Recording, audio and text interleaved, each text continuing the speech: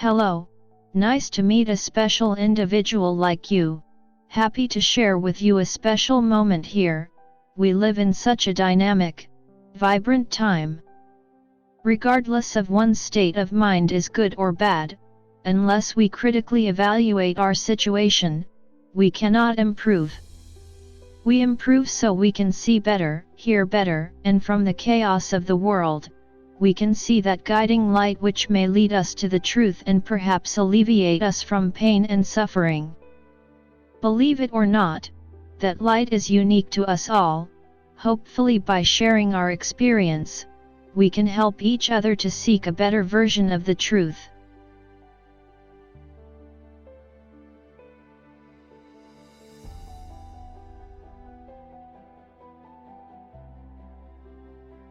Once upon a time, we live in a beautiful world. Everything is functioning well and you are relatively comfortable. Wait. This is just one of the many possible scenarios to live. How many scenarios are there? Metaphorically speaking, life can be lived from darkness to darkness. From darkness towards enlightenment or from enlightenment towards darkness. Most of us prefer to live from light to higher enlightenment. Usually life is a mixture of the four scenarios above over time, and could be in many iterations.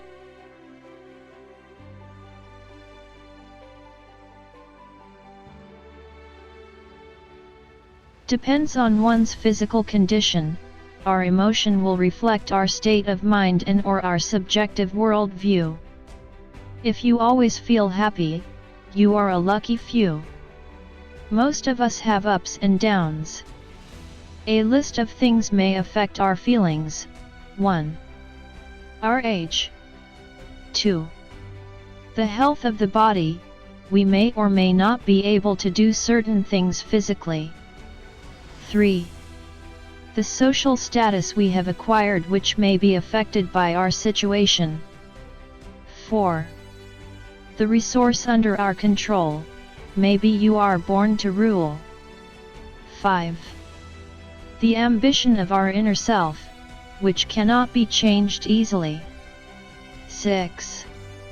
The genetic makeup. Perhaps you are the chosen one.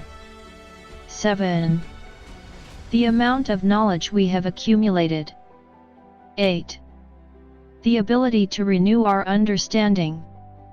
9. The relationships of us and our rivals. All of the above are in a constant flux, all of them required our effort to maintain. If you are exhausted, you tried too hard, you need to slow down. Although we tend to think we can change our life's situations, but in a deeper level, we are ruled by invisible laws of nature. This all may seem like common sense, but it is not always as simple to see. Don't all the clever people want to rule forever? Why can't they? At decision time, am I too stubborn or should I persevere? Should I follow the new trend or stick with old experience? Is what we are doing digging our own grave or are we progressing towards a better future? There are just so little time to learn everything and to get it right. It takes a lot of courage to face this constantly, ever faster, changing world. As the common people, are we destined to fail or are there ways to handle ourselves and progress from a good to better world? Of course, we can just live. Thinking too much can be a burden. Or by choice we can examine and deal with the world more intelligently. Cause if not, when the hunter becomes the hunted, the smart one becomes a fool, the consequence of his decision can be fatal for the world. Talk about randomness in nature. We all know how random the decimal digits of pi is. Pi exists everywhere. The random digits show no patterns, and yet have you ever wonder why it starts with 1 not 6? What are the rules guiding pi?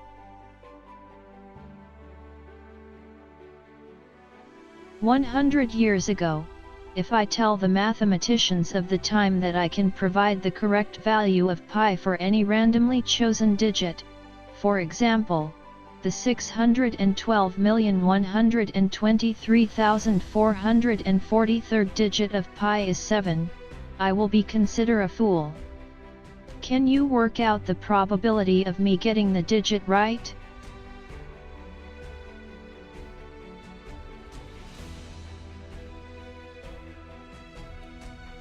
It's pretty simple. My chance of getting the right answer is 1/10. However, you cannot prove me wrong even if I was wrong, because you have no way of telling what the correct number is. 10,000 years ago, if I tell the same story I might be ignored. People most likely have no interest of what I'm talking about. Mathematics manifests in nature. Like the physical laws, they are always there.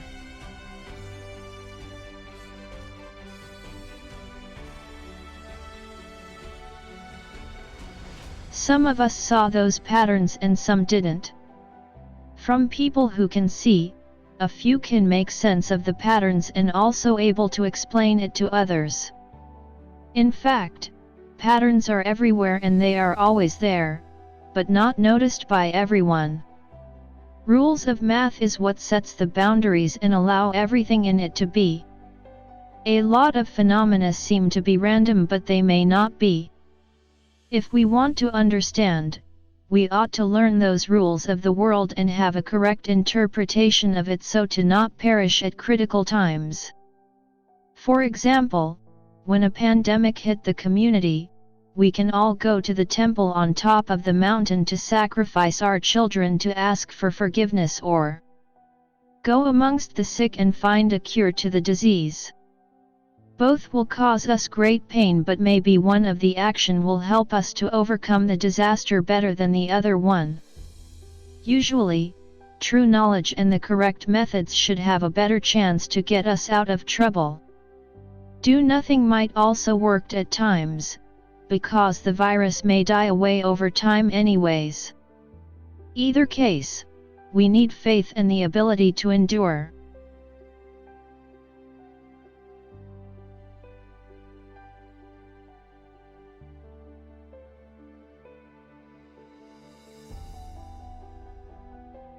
The question is, we do not know in advance which truth will lead us out of danger. Most of us can't see beyond the now. We stash theories based on intuition and instinct, but half of the time we were wrong.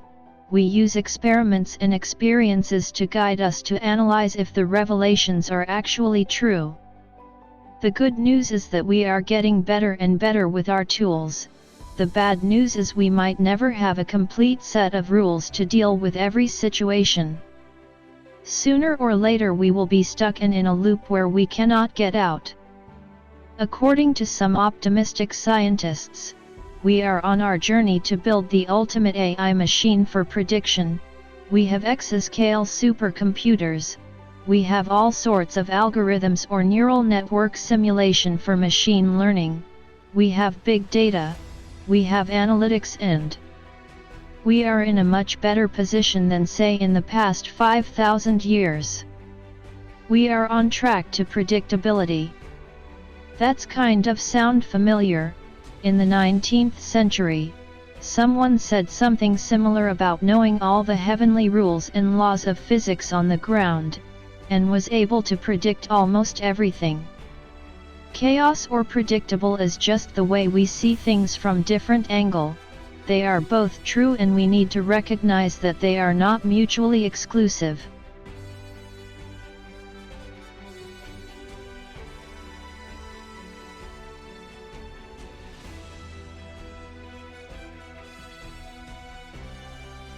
Communication and language are the keys to formulate our understanding of the world. Since the Industrial Revolution, and the urbanization of people, the world gets closer and closer together. Technology allows the convergence of ideas.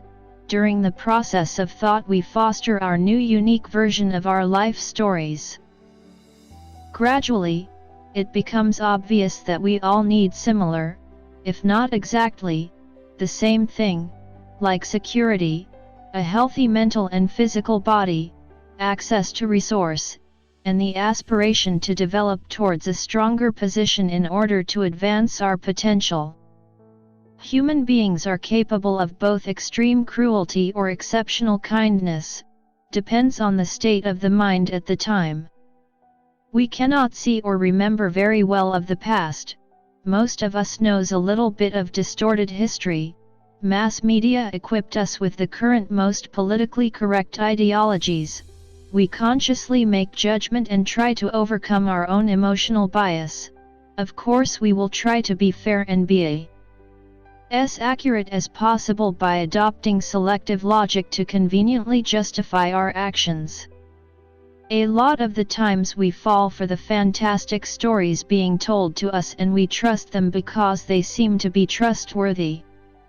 If we look at the indigenous Americans or the Australians, it is a tragedy for both the invaders and the locals, regardless of who claims to be the victim. People tend to always find justification to do what they wanted to do.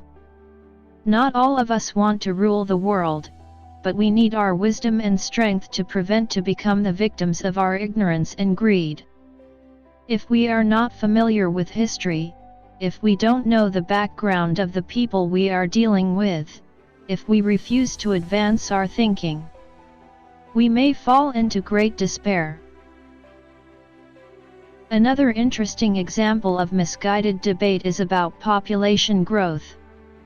One type of people give facts and to focus on the potential problems for current and future challenges. They talk about the cycle of a population growth. How to maintain a sustainable growth. Some nations prefer to be large. How to deliver resource fairly and so on. The other type is alarmist. They help solidify the bias, most likely to pass on the fear of themselves. They prefer selective population growth. They will say something like, "Those migrants should have less children. We have too many refugees in this country, and they should be sent back to where they come from. More of them will mean less resource for us." For type 1 people, they often emphasize the limit amount of resource on Earth. Usually overlook the need to stop the waste. Also they underestimate the ingenuity of science and technology, which always find new ways to create wealth and find new resources. For the type 2, population explosion alarmist, they like to play the blame game. It is oversimplified to claim Earth will run out of resource soon because some poor people have more kids. In actual fact, it is very difficult for the poor to take anything from the rich. In a lot of countries, the total wealth and resource is controlled by a small number of people. The poor usually takes the blame for all the ills in a society. They are too weak to fight. Population growth is a complex matter and should be treated with care. If you are the decision maker, you have the opportunity to get it right. If you can correctly model how population will evolve, you will be in high demand. It's up to the intelligence of man to handle this complex problem. If we stuff up, nature have its own way to deal with uncontrolled population growth. Wars, diseases, or famine has been a constant fixture in the past. What is fairness? If you are poor, you might think it is not fair, but if you are rich you think it is your God-given right. Most of the time, we inherited our situation, we can accept it or fight it, but before we change anything, we must educate ourselves, so we understand facts and the paths available to us. Throughout history, we know that wealth have been generated by human ingenuity and accumulated by the elites. Usually population tend to grow when there are abundance of food and resources. Also resource can be classified in many ways: human resource, land resource, water resource. It will be really hard to distribute everything evenly. So the argument changes from a population growth problem to a distribution of wealth and fairness problem. Conflict can arise within or between the uneven distributions of wealth amongst nations. In the past, some but not all, stronger group takes from a weaker group, that caused a lot of headaches and heartaches. Fairness is what every nation is striving for. However, the definition of what is fair can be very different depends on the side you are on. The world have changed little, robbery is still continuing, however, the method have changed. In the real world, a lot of us go to school, finish school, find a job, work hard and pay tax, keep doing that for as long as we can, which becomes the norm. We don't see any reason to object. The only little bit of time we have for ourselves we will be bombarded by entertainment. We don't need individual thought, we have the mass media to tell us how to think and what to think, especially what to buy. Lots of people don't see that as a problem. Partial truth can cause us to think and judge with a subjective bias. We tend to think we live in a wonderful world or the exact opposite. Human-made decisions based on partial truth and mostly on emotions. Too often, quick judgment without careful analysis of the matter. Regardless of the political systems, we can always see the inadequacy of our leaders, but offer simple or unrealistic solution ourselves. As an individual, we are not built to deal with all of the many problems of the world. But we can stop wasting, learn history, learn what intelligent is, and create individual thought process to counter mass media. Learn stuff that interest you, motivate yourself to fulfill your potential. Am I jealous of the rich? No, because I know they will perish just like the rest of us. They only acquired partial truth just like the rest of us. They have access to resource, but unless they know what to do with it, all the fortune will vanish sooner or later, even may do so within their lifetime. It does not matter how strong or how smart these people are now, they will relinquish everything they so proudly own some point in the future. If you think you are smart, bright, and outgoing, I'm sure you are right. At times you also regret the things you have done and wish to be smarter, right? Behind every individual, there is an army of people. Most of them work really hard or even made great sacrifices so that we are here today. That is a fact. On that premise alone, we ought to be grateful of the opportunity and also be respectful to every living individual. Do you know much about your ancestors?